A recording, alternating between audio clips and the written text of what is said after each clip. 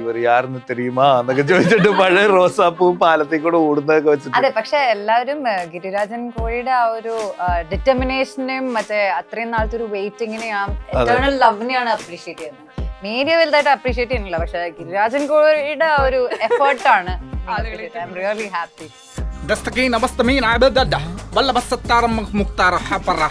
ഗിരിരാജൻ കോഴി നീയാണോ? വിനീഷന്റെ പാട്ടില് ഒരു ഞാൻ ആദ്യമായിട്ടാണ് ഇത്ര സുന്ദരിയായിട്ട് നല്ല പാട്ട്. എന്ന് മുതലാ നീ ഇങ്ങനെ ഡാൻസ് കളിക്കാൻ തുടങ്ങിയേ? നല്ല ഭംഗിയുള്ള ആന്റി എന്നൊക്കെ പറഞ്ഞിട്ട് ഇവിടെ വേണ്ട, വീട്ടിൽ പോയി കളിച്ചാൽ മതി. സിനിമ തുടങ്ങി 15 ദിവസത്തിൽ എന്റെ കഴിഞ്ഞെന്നെ പറഞ്ഞു വിടേണ്ട ആൾക്കാരായിരുന്നു. ഒരു വർഷമായിട്ടും സിനിമയുടെ പൂജ സമയത്ത് പൂജ നടക്കുന്നു, നമ്മൾ നെക്സ്റ്റ് 15 ദിവസം ഷൂട്ട് ചെയ്യുന്നു, അനുപമയുടെ പോർഷൻ തീർക്കുന്നു, പൂജ നടന്നു. 15 ദിവസം എത്ര ദിവസമായെന്ന് മാത്രം അറിയില്ല. ബാക്ക് ടു ബാക്ക് ജോർജ് ഏട്ടൻസ് പുരം റോൾ മോഡൽസും ബാക്ക് ടു ലൈക്ക് 100 ദിവസം നമ്മൾ ഒരുമിച്ചാണ് രണ്ടും കൂടി. ആ പുള്ളി എന്നോട് അതായത് ആ വർഷത്തില് നമ്മള് ഭാര്യമാരുടെ കൂടെ താമസയിലെ കൂടുതൽ നമ്മൾ ഒരുമിച്ചായിരിക്കും. ശ്യാമിനൊരു കലക്കൻ ഇൻട്രോ ഉണ്ടായിരുന്നു സിനിമയിൽ. പക്ഷെ അത് വേറൊരു സിനിമയിൽ സിമിലർ ആയിട്ട് വന്നിട്ട് ഞങ്ങൾക്ക് അത് കളയണ്ട. അത് ഭയങ്കര സങ്കടം ഉണ്ടെന്ന് വെച്ച് കഴിഞ്ഞാൽ അത്ര അടിപൊളിയായിട്ട് ഞങ്ങൾ ഡിസൈൻ ചെയ്ത ഇൻട്രോ ആയിരുന്നു. രാജമൗലി സാറ് കൊടുക്കുന്നതിനേക്കാളും നല്ലൊരു ഇൻട്രോ കൊടുക്കണം എന്നായിരുന്നു ഞങ്ങളുടെ ആഗ്രഹം. ഇവിടെ പഴയ 90s പടത്തിലൊക്കെ എനിക്ക് അതിനേക്കാളും ഇഷ്ടം ചേച്ചിയുടെ ദിലീപേട്ടൻ മറ്റേ സംസാരിക്കില്ല.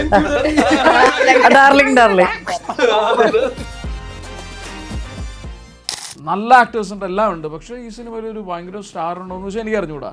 അപ്പൊ അങ്ങനത്തെ ഒരു സോണില് നമ്മളൊരു സിനിമയുടെ പ്രൊഡക്ഷൻ വാല്യൂക്ക് വേണ്ടി സ്പെൻഡ് ചെയ്യാവുന്നതിന് പരിമിതികളുണ്ട്. ഈ സിനിമക്ക് പരിമിതികൾ ഉണ്ടായില്ല. ഇത് ക്ലൈമാക്സ് മാത്രം വണ്ടർലേ ഷൂട്ട് ചെയ്തത് 7 ദിവസം പ്ലാൻ ചെയ്ത് 14-15 ദിവസം ഷൂട്ട് ചെയ്തു ഈ കാസ്റ്റിനെയൊക്കെ വെച്ചിട്ട്. ഈ വിനായകൻ ചേട്ടൻ അടക്കം മറ്റേ മുത്തുകുമാർ, തമിഴിൽ നിന്ന് ഒരു പ്രോമിനൻ്റ് ആക്ടർ, മറ്റേ മറാഠിയിൽ നിന്ന് പ്രോമിനൻ്റ് ആക്ടർ, അങ്ങനെയൊക്കെ കൊണ്ടുവന്നിട്ട് ഒരു വലിയ സ്കെയിലാണ് ഇത് നിർമ്മിക്കപ്പെട്ടിരിക്കുന്നത്. ആക്ടേഴ്സിന്റെ നമ്പേഴ്സിലായാലും ലൊക്കേഷൻ, എത്ര ലൊക്കേഷൻ ഷൂട്ട് 45 ഡിഫറെന്റ് ലൊക്കേഷൻ, പല ലൊക്കേഷൻസ്. അത്രയും പാഷൻ ഇല്ലാതെ ഒരിക്കലും ഇത്രയും ഇൻവെസ്റ്റ് ചെയ്യുക, അല്ലെങ്കിൽ ശരി ഇത് ഞാൻ ആ ഫുള്ള് ഓവറോൾ എനിക്ക് ഔട്ട് നോക്കുമ്പോൾ ഞാൻ എന്താണോ ഉദ്ദേശിച്ചത് അതെനിക്ക് കിട്ടണമെങ്കിൽ ഇതായിരിക്കണം എന്നുള്ളൊരു കോൺസെപ്റ്റ്, ആ തോട്ട് പ്രോസസ്സ് വന്നുകൊണ്ടാണത്. He so passionate about it. Hi hello നമസ്കാരം. സൈന സത് പ്ലസിന്റെ എല്ലാ പ്രേക്ഷകർക്കും സ്വാഗതം. This is me Shijina Jose Prakash. The pet detective എന്ന ഏറ്റവും പുതിയ ചിത്രത്തിന്റെ വിശേഷങ്ങളുമായിട്ട് ഈ സിനിമയിലെ പ്രധാന വേഷങ്ങൾ കൈകാര്യം ചെയ്ത 5 പേരാണ് ഇന്ന് എൻ്റെ കൂടെ ജോയിൻ ചെയ്യുന്നത്. ഒരുപാട് സ്നേഹത്തോടെ സ്വാഗതം ചെയ്തു. നമസ്കാരം. നമസ്കാരം. ഞാൻ സോങ് കണ്ടപ്പോൾ തന്നെ ഫ്ലാറ്റ് ആയിരുന്നു. ഇവിടെ വന്നപ്പോഴാണ് ട്രെയിലർ കാണുന്നത്. തിയേറ്റർ പൂരപ്പുറപ്പാക്കാൻ പറ്റിയിട്ടുള്ള എന്തോ ഒന്ന് വരുന്നു എന്ന് മാത്രമേ ഞങ്ങൾക്ക് അറിയൂ. ശരിക്കും എന്താണ് സിനിമ പ്രേക്ഷകർക്ക് നൽകാൻ വേണ്ടി പോകുന്നത്? സിനിമ നമ്മൾ ഒരു സമയത്ത് നമ്മളെല്ലാവരും തിയേറ്ററിൽ എൻജോയ് ചെയ്തിരുന്ന സിനിമ, ആ സിനിമ അതുപോലത്തെ ഒരു സിനിമ ഉണ്ടോ എന്നുള്ളൊരു ചോദ്യത്തിന്റെ ഉത്തരമായിട്ട് ശ്രമിച്ചാണ് പെറ്റ് ഡിറ്റക്റ്റീവ്. അപ്പോൾ എനിക്ക് തോന്നുന്നു എല്ലാവർക്കും ഇഷ്ടാവുന്ന, കുട്ടികൾ മുതൽ മുതിർന്നവരിലേക്ക് വരെ ഒരേപോലെ ഇഷ്ടമാകാവുന്ന ചടുലമായ ഒരു സിനിമ. അതായിരിക്കും ചടുലമായ ഒരു സിനിമ. ഞാൻ വരുമ്പോ തന്നെ കോസ്റ്റ്യൂം എങ്ങനെയൊക്കെ പ്രൊമോഷൻ കൊടുക്കോ, ആൾക്കാരിലേക്ക് പേര് മാക്സിമം എത്തണോ, ഈ കോസ്റ്റ്യൂമിന് വീട്ടിലെ കഥ എന്താ? ഇത് ഞങ്ങളൊരു ഫോട്ടോഷൂട്ടിന് വേണ്ടി ഞങ്ങൾ ഇങ്ങനെ ഇത് ചെയ്തതാണ്. ഫോട്ടോഷൂട്ട് നടക്കാൻ പോകുന്നുള്ളൂ. അപ്പൊ ഇത് എന്താ പറയാ, ഇതിന്റെ കോസ്റ്റ്യൂമറായ ഗായത്രി കിഷോറിന്റെ ഐഡിയ ആണ് കംപ്ലീറ്റ്ലി. അപ്പൊ അപ്പൊ ഇതെന്താ വെച്ച് കഴിഞ്ഞാല് എന്താ പറയാ, അങ്ങനെ ഗായത്രിയുടെ ഈ ട്രെയിലർ കണ്ടപ്പോ മനസ്സിലായിണ്ടാവല്ലോ. ഇപ്പൊ ചേച്ചിയുടെ ചോദിച്ചാൽ, ശ്യാമിനോടൊക്കെ ചോദിച്ചാൽ, ശ്യാമിന് മാത്രമാണല്ലോ, ശ്യാമിന്റെ കോസ്റ്റ്യൂം വേറെ ടൈപ്പിലാണ്. ബ്രാൻഡിന്റെ പ്രൊമോഷൻ ഞാനും അതെ, ഞങ്ങൾ പ്ലാൻ ചെയ്തു.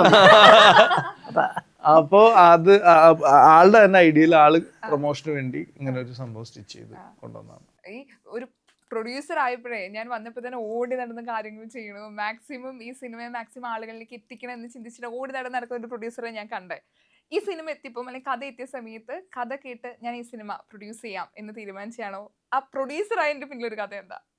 അല്ല, ഇത് പ്രൊഡ്യൂസർ ആയതിന്റെ കഥയല്ല. ഇത് ഈ സിനിമ തുടങ്ങിയത്, ഇതിന്റെ ഈ പേരിട്ടത് ഞാനാണ് ആക്ച്വലി, പെറ്റ് ഡിറ്റക്റ്റീവ്. അതിനൊരു കഥയുണ്ട്.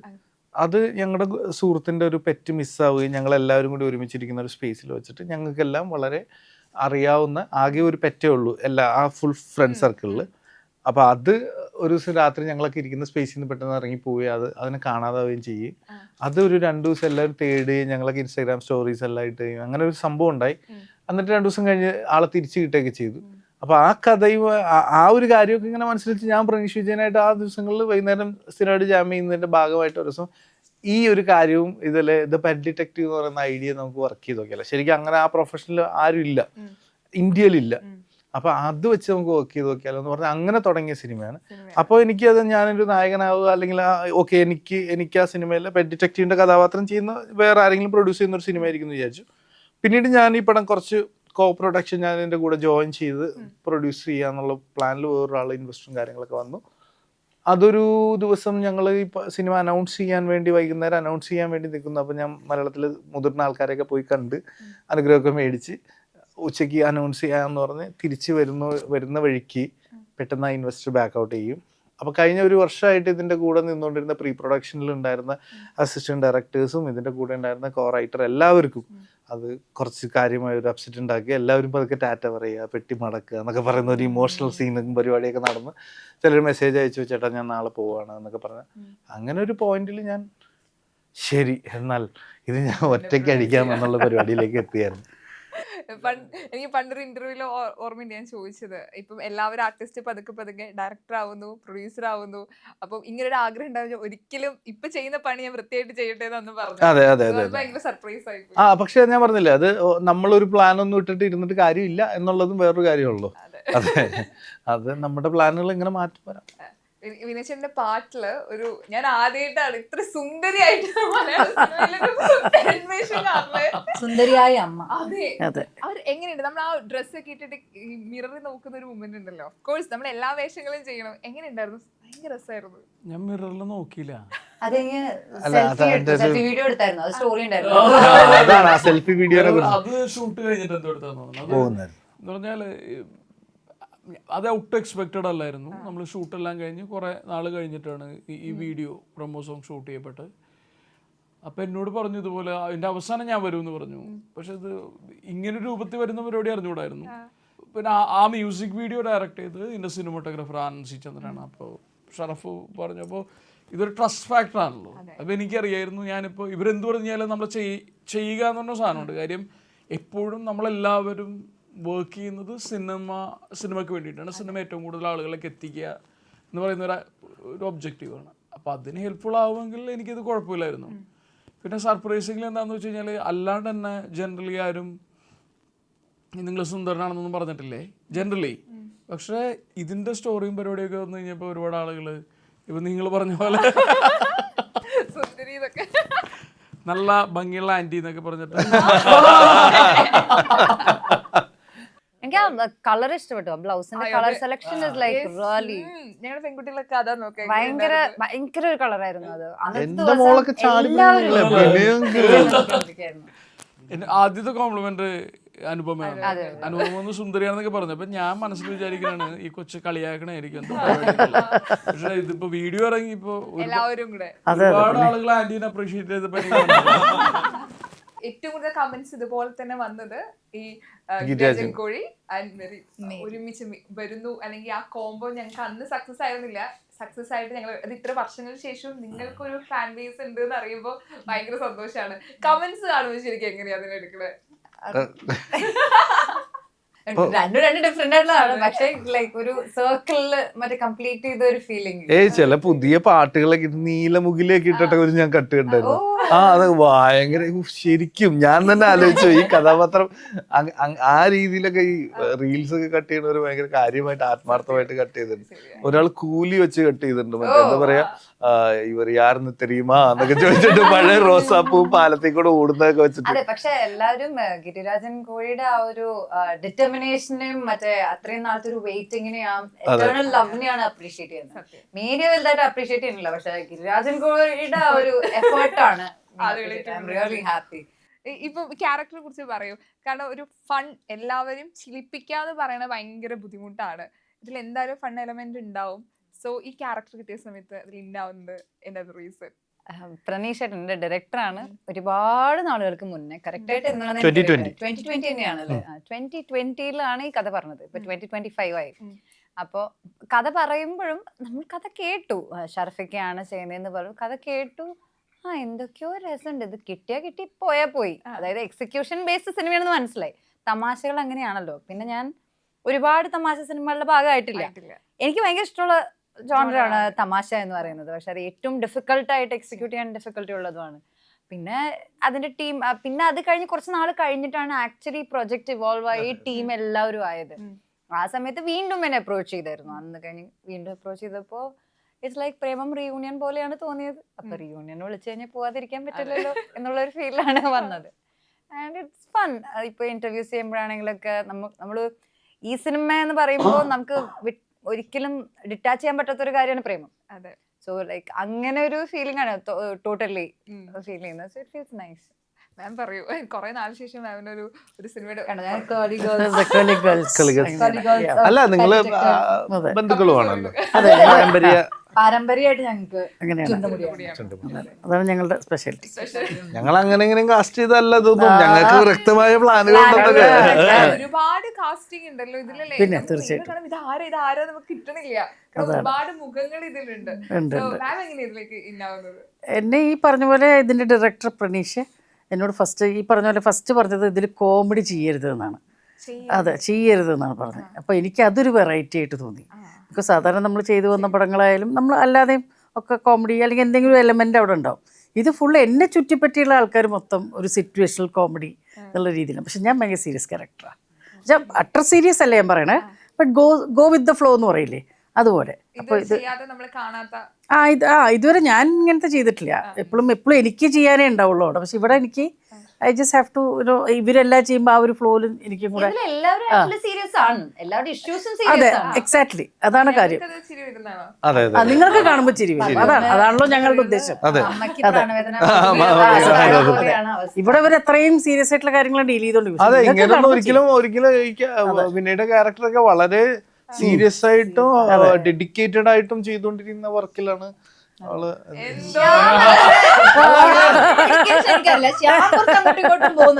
ശ്യാം കുറച്ചുകൂടി കൊക്കിയാണ്, കുറച്ച് പരിപാടി ഉണ്ട്.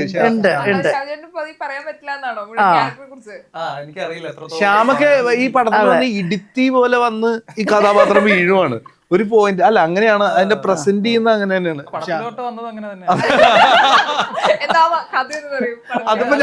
അതിപ്പോ ഞങ്ങള് പറയും മോശമാവൂലേ? അല്ല, അത് ആദ്യം പറഞ്ഞ പോലെ വിളിച്ച സമയത്ത് വേറൊരു പടം ഉണ്ടായിരുന്നു ആ സമയത്ത് തന്നെ. അപ്പൊ ഈ ഡേറ്റിന്റെ ഇഷ്യൂസ്, അപ്പൊ എനിക്ക് വേണ്ടിയിട്ട് പടം വെട്ടി ഞാൻ ഈ പ്രൊഡക്ഷൻ കൺട്രോളർമാരെ തമ്മിൽ മറ്റേ സുരാജേട്ടന്റെ ഒരു സുരാജേട്ടന്റെ ഒരു പഴയ ഇതുണ്ടല്ലോ, സ്കിറ്റ് ഉണ്ടല്ലോ, പൈസ കൊടുക്കാനുള്ള ആളും പൈസ വാങ്ങാനുള്ള ആളും വിളിക്കുമ്പോൾ പുള്ളി വിളിച്ചിട്ട് നിങ്ങൾ തമ്മിൽ സംസാരിക്കുന്നത്.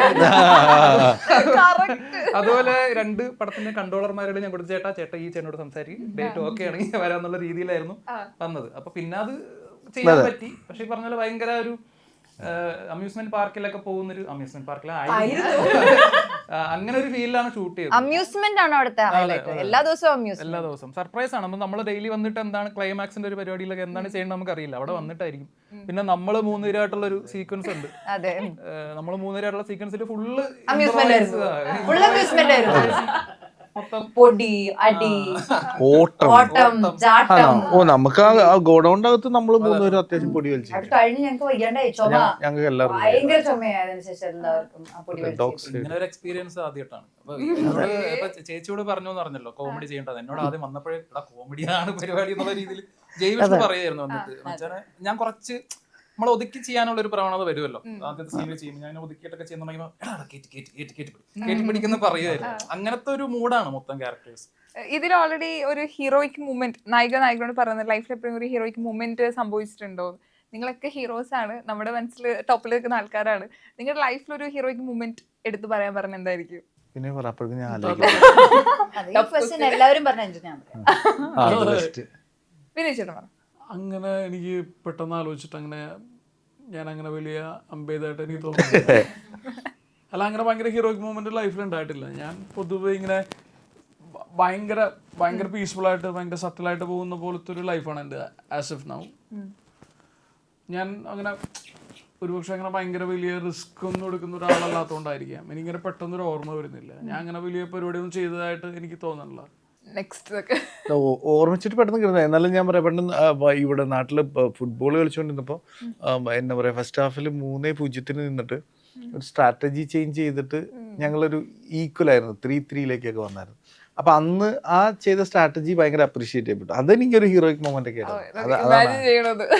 ഓക്കെ, അങ്ങനെ പ്രത്യേകിച്ച് ഹീറോയിക് മൂമെന്റ് ഒന്നും ഇല്ല. പക്ഷെ ഒരു പക്ഷേ പ്രൊമോ സോങ്ങിന് ഡേറ്റ് കിട്ടാണ്ട് അവസാനം എന്റെ ഡേറ്റ് കിട്ടിയപ്പോൾ എല്ലാവരും എന്റെ എൻട്രി കണ്ടപ്പോൾ അവർക്ക് ഹീറോയിക് മൂമെന്റ് ആയിട്ട് തോന്നിയിട്ടുണ്ടാവുമായിരുന്നു. ഡേറ്റ് കിട്ടാതെ കിട്ടിയപ്പോഴേ കുറെ കഷ്ടപ്പെട്ടുണ്ടാവും. അപ്പൊ ഞാൻ എന്റെ എൻട്രി ചിലപ്പോ അവർക്ക് പ്രമോ സോങ്ങിനൊന്നും മാത്രല്ല, പ്രമോഷന് എല്ലാത്തിനും ഭയങ്കര ഒരു ഹീറോയിക് മൂമെന്റ് ആണ്.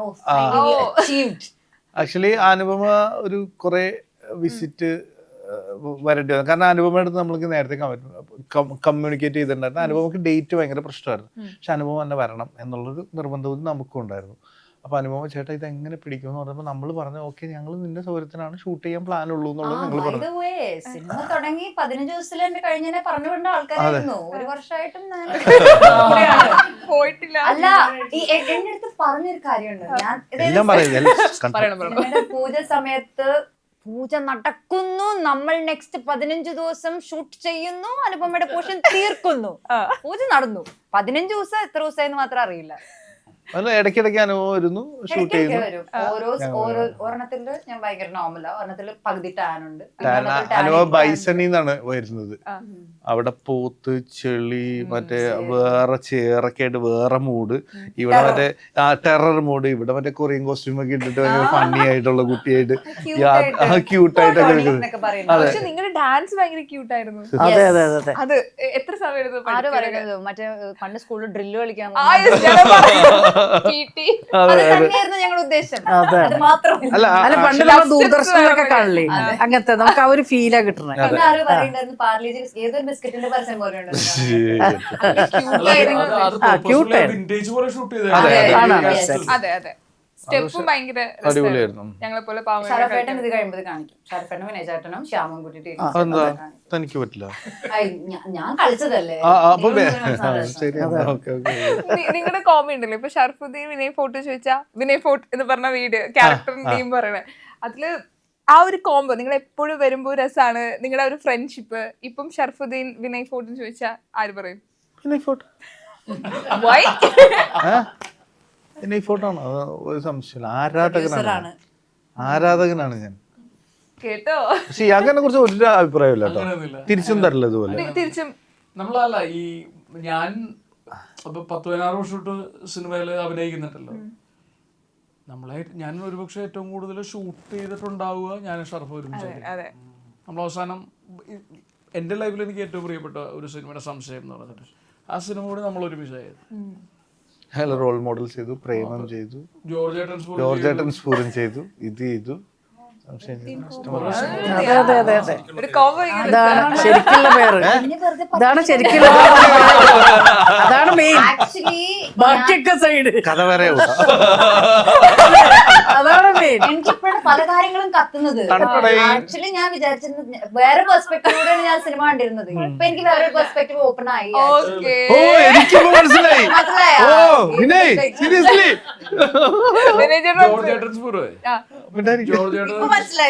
ജോർജ് ഏട്ടൻസ്പൂരത്തിൽ അഭിനയിക്കാൻ പോയപ്പോ അപ്പൊ ഞങ്ങള് ബാക്ക് ടു ബാക്ക് ജോർജ് ഏട്ടൻസ്പൂരം റോൾ മോഡൽസ് ബാക്ക് ലൈക്ക് 100 ദിവസം നമ്മൾ ഒരുമിച്ചാണ് രണ്ടും കൂടി. ആ പുള്ളി എന്നോട് എടോ താൻ എന്നോട് വഴക്കൊന്നും ഇട്ടേക്കരുത്, നമ്മൾ ഇത്ര ദിവസം ഒരുമിച്ചാണെന്നല്ലേ. അതായത് ആ വർഷത്തില് നമ്മളെ ഭാര്യമാരുടെ കൂടെ അതെ. അപ്പൊ അങ്ങനെ അത്ര അധികം ഷൂട്ട് ചെയ്തപ്പോ ഷറഫ് ആദ്യമായിട്ട് എന്ന് പറഞ്ഞാൽ ഇതില് ഒരു ലീഡ് റോളിൽ അപ്പുറത്തേക്ക് ഒരു സ്വന്തമായിട്ട് അതൊരു ആക്ടറിന്റെ ലൈഫിൽ ഭയങ്കര ഇമ്പോർട്ടൻ്റ് ആയിട്ടുള്ളൊരു കാര്യം. ഒരു പ്രൊഡ്യൂസർ ആകുക എന്ന് പറഞ്ഞൊരു കാര്യം നമ്മൾ എന്തൊക്കെ പറഞ്ഞു കഴിഞ്ഞാലും ഒരു സിനിമ സംഭവിക്കണമെങ്കിൽ നമ്മൾ വേറെ എന്ത് ക്രിയേറ്റീവ് പറഞ്ഞാലും എത്ര മഹത്തായ തിരക്കഥയോ ലൈക്ക് എന്തൊക്കെ ഉണ്ടെങ്കിലും ഒരു പ്രൊഡ്യൂസർ ഉണ്ടെങ്കിൽ സിനിമ ഉണ്ടാവുള്ളൂ.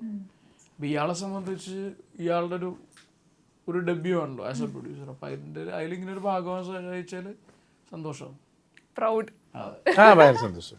അപ്പൊ വിനയനെ പെട്ടെന്ന് വിളിക്കുന്നു, വിനയ് ഓക്കെ അതിനെ ഇത് എഗ്രി ചെയ്യുന്നു. വിനയ്ക്ക് വേറൊരു പടവും ഉണ്ട് ആ സമയത്ത്. ആ ഡേറ്റിൻ്റെ ഇടയിൽ നിന്നുകൊണ്ട് പിന്നെ മാനേജ് ചെയ്തിട്ടാണ് അതിലേക്ക് എത്തുന്നത്. പിന്നെ അന്ന് മുതൽ ഇന്ന് വരെ ഈ സിനിമയുടെ എന്ത് കാര്യം പറഞ്ഞ് വിളിച്ചാലും ഈ മറ്റേ പ്രൊമോഷൻ സോങ്ങിന്റെ ഡ്രസ്സിങ് അല്ലെങ്കിൽ അങ്ങനെയുള്ള കാര്യങ്ങൾ ശരിക്കും ഞാൻ അതൊന്നും പറഞ്ഞിട്ടില്ല എന്നുകൊണ്ട് ഞാൻ വിളിച്ചിട്ട് ഇവിടെ വരുമ്പോൾ ഒരു കോലം കെട്ടേണ്ടി വരും എന്ന് പറഞ്ഞു. ഞാൻ വരാടൂ, ആ സാധനമാണ്. അത്രയും ഒരു ഫ്രണ്ട്ഷിപ്പ് അതില് ഇതിന്റെ ഒരു ഭയങ്കര എന്ന് പറഞ്ഞാൽ നേരത്തെ അനുഭവം പറഞ്ഞതിന്റെ ഒരു എക്സ്റ്റൻഷൻ എന്താണെന്ന് വെച്ച് കഴിഞ്ഞാൽ ഓരോ സിനിമക്കും ഓരോ പ്രോസസ്സ് ഉണ്ട്. ഓരോ തരത്തിലാണ് ഒരു ഫിലിം മേക്കർ ഒരു സിനിമേനെ അപ്രോച്ച് ചെയ്യുന്നത്. അപ്പോൾ പെറ്റ് ഡിറ്റക്റ്റീവ് മോസ്റ്റ്ലി ഇംപ്രവൈസേഷൻ എന്ന് പറഞ്ഞ സാധനത്തിനെ ബേസ് ചെയ്തിട്ടാണ്. അതായത് കൃത്യമായിട്ടൊരു ഓർഡർ ഉണ്ടാവും, സീൻ ഓർഡർ ഉണ്ടാവും, സീനെല്ലാം ഉണ്ടാവും. പക്ഷേ നമ്മൾ ആ മൊമെന്റിൽ ആ സീൻ പൊളിക്കും. ആ സീൻ എങ്ങനെ എൻഹാൻസ് ചെയ്യുക എന്നുള്ള തരത്തിൽ ആക്ടേഴ്സിൻ്റെ കോൺട്രിബ്യൂഷൻ ഒക്കെ വെച്ചിട്ടാണ് ഈ സിനിമ ഉണ്ടായിട്ടുള്ളത്. അപ്പോൾ നമുക്ക് ഈ തിയേറ്റർ ബാക്ക്ഗ്രൗണ്ടും ഒക്കെ ഉള്ളത് കൊണ്ടിട്ട് ഞാൻ ഇംപ്രവൈസേഷൻ എനിക്ക് ഭയങ്കര ഇഷ്ടമുള്ളൊരു സോണാണ്. അപ്പോൾ ഈ സിനിമയുടെ പ്രോസസ്സ് ഉണ്ടല്ലോ, അതിപ്പോൾ കഴിഞ്ഞ ഇതിനു മുമ്പുള്ള പരിപാടിയിൽ ഞങ്ങളൊരു 10-25 പേര് ആക്ടേഴ്സ് ഒരുമിച്ചിരുന്ന് സംസാരിച്ചാണ്. എല്ലാ ആളുകൾക്കും ഭയങ്കര ഈക്വലി എൻജോയബിൾ ആയിരുന്നു ഈ സിനിമയുടെ ഷൂട്ടിംഗ് എന്ന് പറയുന്നത്. അപ്പോൾ ഞങ്ങളെല്ലാവരും like we had fun, lot of fun. അപ്പോൾ ഇത് നമുക്ക് സ്ക്രീനിലേക്ക് കൺവേർട്ട് ചെയ്യാൻ പറ്റിയിട്ടുണ്ടെന്ന് വിശ്വസിക്കുന്നു. അങ്ങനെയാണെങ്കിൽ തീർച്ചയായിട്ടും ഇത് കാണുന്ന ആളുകൾക്ക് ഭയങ്കര അപ്പീലിംഗ് ആയിരിക്കും. ഞാൻ വിചാരിക്കും ഇത്രയും കാസ്റ്റിംഗ് ഉണ്ടാകുമ്പോഴേ നമുക്ക് എല്ലാ ക്യാരക്ടറും ഇമ്പോർട്ടൻസ് കൊടുക്കണം. നമ്മൾ സ്ക്രീനിൽ കാണുമ്പോൾ അവരുടെ ക്യാരക്ടേഴ്സ് ഓർമ്മയിൽ ഉണ്ടാവണം. അത് എത്രത്തോളം ചലഞ്ചിങ് ആയിരുന്നു? കാരണം വിളിക്കുന്ന എല്ലാവർക്കും അവരുടെ ക്യാരക്ടേഴ്സ് അടിപൊളിയായിട്ട് അവർ ചെയ്യണം, പെർഫോം ചെയ്യണം. എല്ലാവരും ഈക്വൽ ആയിട്ട് ചെറിയ ആണെങ്കിലും നമ്മുടെ മനസ്സിൽ വേണമല്ലോ. സോ അതെങ്ങനെ ഉണ്ടായിരുന്നു? ആ ഒരു ചലഞ്ചിങ് ആയിരുന്നു ശരിക്കും? നല്ല ആലോചിച്ചിട്ടുള്ള കാസ്റ്റിംഗ് ആയിരുന്നു. എല്ലാ സമയത്തും ഞങ്ങൾ പൊതുവായിട്ട് തീരുമാനം എടുത്തുകൊണ്ടിരുന്നത്. അത് എല്ലാ കാര്യത്തിലും അതെ. പിന്നെ ഇതിൽ വന്ന് ആരുടെയും കാസ്റ്റ് ഇപ്പോഴും ഞാൻ പറയാം ഒരു സിംഗിൾ കാസ്റ്റ് പോലും നമുക്ക് റിഗ്രറ്റ് ഇതായിരുന്നെങ്കിൽ എന്ന് തോന്നില്ല. എല്ലാവരും അത്ര അടിപൊളി. സത്യമായിട്ടും ആക്ച്വലി ഒരാള് എന്താ പറയാ ഒരാൾ പോലും ഇല്ല. ഇപ്പൊ പ്രസീദ് ചേച്ചിനൊന്നും ഈ പടത്തിൽ റീപ്ലേസ് ചെയ്യാൻ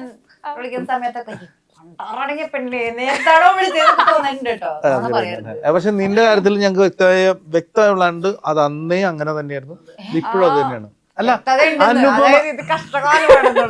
അനുപമ ആക്ച്വലി ചെയ്യുന്ന ചില കാര്യങ്ങൾ എന്താ പറയാ, അനുപമ ഈ സിനിമയിൽ പ്ലേ ചെയ്യുന്ന ഈ ക്യാരക്ടർ കണ്ട ഏതൊരു അനുപമയുടെ അതേപോലത്തെ ഉള്ളൊരു ഒരു ആക്ട്രസ് ആഗ്രഹിക്കുന്ന കഥാപാത്രമായിരിക്കും. കുറച്ച് ഓട്ടവും ചാട്ടവും പരിപാടി എല്ലാമൊക്കെയുള്ള അമ്പെയ്ത്ത് അത്ര ഫണ്ണി സിനിമയിൽ കൺവിൻസ് ചെയ്യാൻ പറ്റിയിട്ടുണ്ട് ഈ പുള്ളിക്ക്.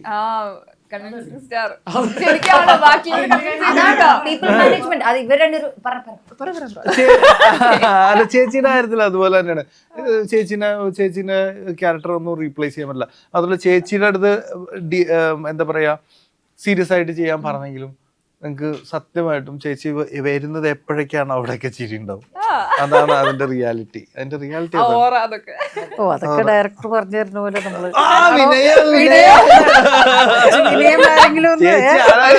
ചേച്ചി പഴയ സ്റ്റാൻഡപ്പ് കോമഡി വേറെ ലെവലാണ്. നമ്മളൊക്കെ വളരെ സർക്കാസ്റ്റിക് ആയിട്ട് ഇവരെ എന്താണ് ഈ പറയണത് എന്ന് വിചാരിച്ചുകൊണ്ടിരിക്കുന്ന ആളാണ്. അതൊന്നല്ല ചേച്ചിയുടെ പഴയ 90s പടത്തിലൊക്കെ കോമഡി കാസർഗോഡ് എനിക്ക് അതിനേക്കാളും ഇഷ്ടം ചേച്ചിയുടെ ദിലീപേട്ടൻ മറ്റേ സംസാരിക്കില്ല.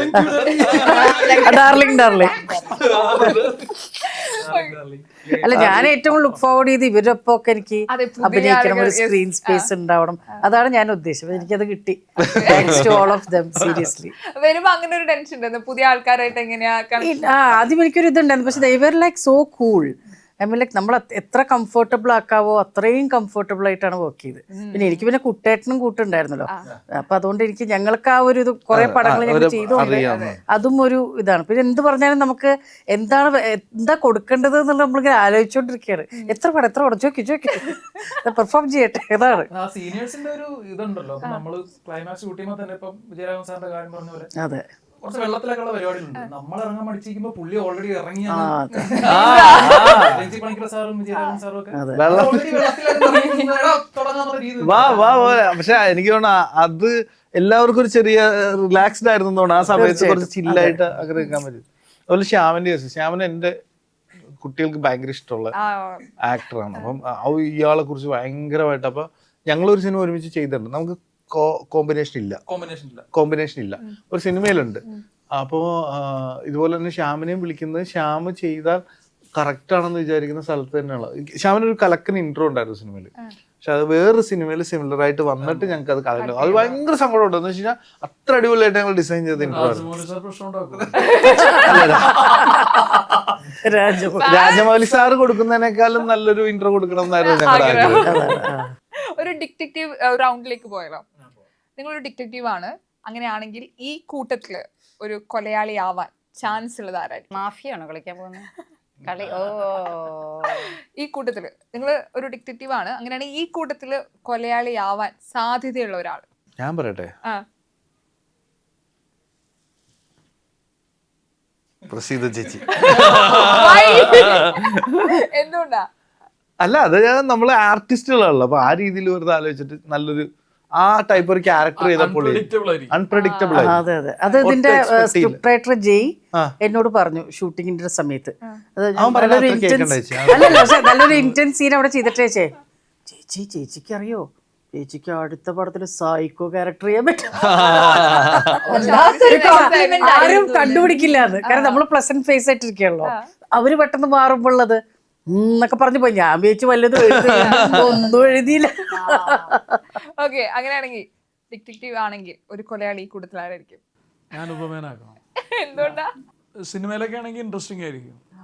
അതെ, അവളുടെ ക്യൂട്ട്നെസ് വെച്ച് ഒരിക്കലും പറയില്ല വെച്ചിട്ടുള്ള അവള് കൊലയാളി. കൊലപാതകയാക്കി കഴിഞ്ഞാല് അതെ, ഞാൻ പറഞ്ഞു കൊടുത്തല്ല. ഓക്കെ, അനുപമ പിന്നെ അതും ചെയ്യാൻ അപ്പുറവും ചെയ്യും. ഞാൻ പറഞ്ഞു ഷറഫൊക്കെ ഞാൻ പറയുള്ളൂ. എന്തുകൊണ്ടാ? ഒരു പ്രൊഡ്യൂസർ ആവുന്നുണ്ടെങ്കിൽ കൊലയാളി അവൻ എടുപ്പാ.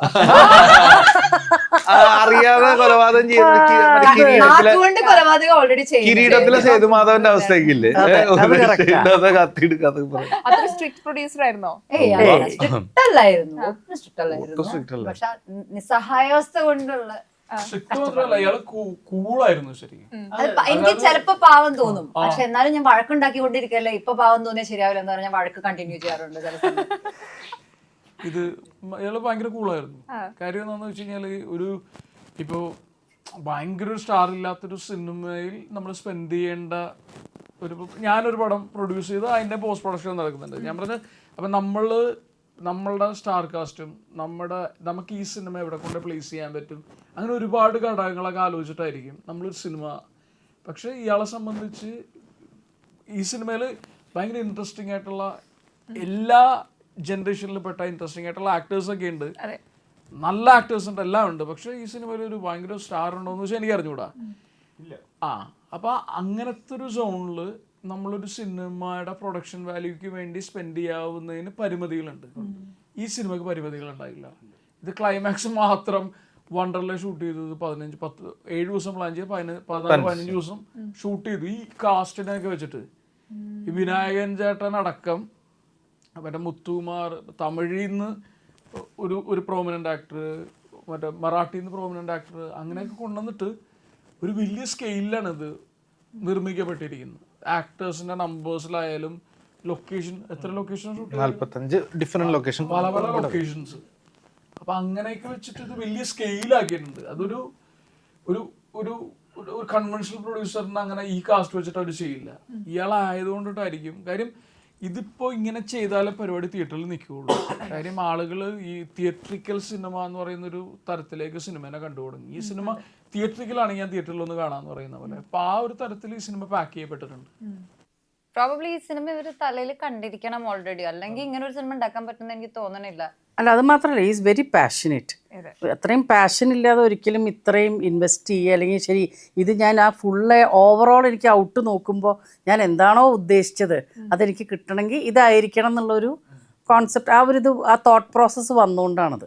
Is so passionate about. ഞാനൊരു പ്രൊഡ്യൂസറുടെ റോള് കറക്റ്റ് ഞാനിത് കൺട്രോൾ ചെയ്യാൻ പറഞ്ഞിട്ടില്ല. ഞാൻ കൂടുതൽ ഞാനിപ്പോൾ ഒരു സീൻ ഡിസ്കസ് ചെയ്യുമ്പോൾ ഞങ്ങൾ ഉണ്ടാവുമല്ലോ, അപ്പോൾ ഈ സീൻ ഡിസ്കസ് ചെയ്യുമ്പോൾ ഈ സീനിനെ വേറെ രീതിയിലും കൂടി എങ്ങനെ കാണാൻ പറ്റും എന്നുള്ള ചോദ്യത്തിന് ഞാൻ ആ ഒരൊറ്റ ഇതിൽ ആ സീൻ വേണമെങ്കിൽ ഒരു ചായക്കടയിൽ വെക്കാം, ഒരു റോഡ് സൈഡിൽ വെക്കാം, പക്ഷെ എന്നൊരു കാര്യം ചെയ്യാം, അതൊരു ഗോൾഫ് കോഴ്സിൽ വെക്കാം എന്ന് പറയുന്ന തീരുമാനം ഞാൻ തന്നെ എടുത്ത് അടിക്കുവാണ്. മനസ്സിലായി? പക്ഷെ അതിന്റെ എക്സ്പെൻസസ് മനസ്സിലായോ? അല്ല അന്ന് മഴ അതിലൂടെ കിടന്ന് റിയാക്ഷൻസ് കൊടുത്തു. ഓരോ പ്രാവശ്യം മഴ പെയ്തിട്ട് ഓരോ പ്രാവശ്യം മഴ കണ്ണീര് തോർന്നോണ്ടിരിക്കും. അല്ല മഴ ഒരു വലിയ വില്ലനായിരുന്നു. ഭയങ്കര ഗോൾഫ് Seriously. കോഴ്സിൽ മഴ പെയ്തത് മാത്രമല്ല, മഴ പെയ്തിട്ട് നമ്മളവിടെ ഡെപ്പോസിറ്റ് എമൗണ്ടും നമുക്ക് തിരിച്ചു തന്നില്ല. കാരണം വെച്ച് കഴിഞ്ഞാൽ ഗോൾഫ് കോഴ്സ് ചെറിയ കണ്ടമായി മാറി. ചെറുതായിട്ട് ഹൈ ഷൂസ് ബൂട്ടുകളൊക്കെ ഇട്ട് എല്ലാവരും കൂടി കയറി വണ്ടികളൊക്കെ അങ്ങോട്ടും ഇങ്ങോട്ടും തേരാമര വാങ്ങി അങ്ങനെ അവസാനം ഡെപ്പോസിറ്റ് മേടിച്ച് വെച്ചാൽ ഒരു ദിവസത്തെ ഏറ്റവും വലിയ കോസ്റ്റ് അവിടെയാണ് പോയത്. അതുകൊണ്ട് ഇടയ്ക്കിടയ്ക്ക് ഗോൾഫ് കോഴ്സ് പറഞ്ഞെങ്കിലും അത് ഫീലിംഗ് ഒന്ന് തീർക്കണം. തീർച്ചയായിട്ടും. പക്ഷെ അതും ആദ്യമായിട്ടായിരിക്കും അല്ലേ ഗോൾഫ് കോഴ്സ്. എനിക്ക് തോന്നുന്നു മലയാള സിനിമയിൽ അങ്ങനെ ഭയങ്കര ഇതായിട്ടൊക്കെ കാണിച്ചിരിക്കുന്നു. പടത്തിൽ എന്തൊക്കെയോ ഞാൻ തുടക്കത്തിൽ പറഞ്ഞ പോലെ ഒരുപാട് കാര്യങ്ങൾ കാണാനുണ്ട്. ഞങ്ങളെ ഞെട്ടിക്കാൻ വേണ്ടിട്ട് ഞങ്ങളും കാത്തിരിക്കുക. അത് ഞാൻ പടം കാണുമ്പോ ഞെട്ടും തോന്നുന്നുണ്ട്. എനിക്ക് അറിയാത്ത കുറെ കാര്യങ്ങളുണ്ട്. അറിയില്ല സിനിമ എല്ലാം ആളുടെ ഒരു ഐഡിയൽ ഈ പറഞ്ഞ ഒരുപാട് ആഗ്രഹം ചെറിയൊരു തോട്ടം തുടങ്ങിയതാണ്. അതെ, ഭയങ്കര ചെറിയ ബഡ്ജറ്റ് ആയിരുന്നു ഈ സിനിമയുടെ. ശരിക്കും 1 കോടി രൂപയായിരുന്നു ഇതിന്റെ ആദ്യത്തെ first budget. Comedy very funny 1 കോടിയാ. ചിന്തിക്കാൻ കൂടി വയ്യാതെ അന്നാ അനുപമയൊക്കെ ഫ്രീ ആയിട്ട് വരും എന്നുള്ള സംഭവം ഇപ്പോഴും അതില്ല. ഫ്രീ ആണെന്നൊക്കെ. അതാണ് എനിക്കൊരു ഡൗട്ട് ചെയ്ത് അന്ന് വരുന്നു. അപ്പൊ ഈ സംസാരിക്കുമ്പോൾ സിനിമ കാണാൻ ഞങ്ങൾ കാത്തിരിക്കുകയാണ് തിയേറ്ററിൽ. എന്തൊക്കെയോ ഞങ്ങൾക്ക് വേണ്ടി ഒരുക്കി വെച്ചിട്ടുണ്ടെന്ന് അറിയാം. സോ ഞങ്ങളും കാത്തിരിക്കുന്നു. നിങ്ങളെ പോലെ തന്നെ ഒരുപാട് സന്തോഷം സംസാരിക്കാൻ പറ്റിയത്. All the very best. Thank you so much. Thank you so much.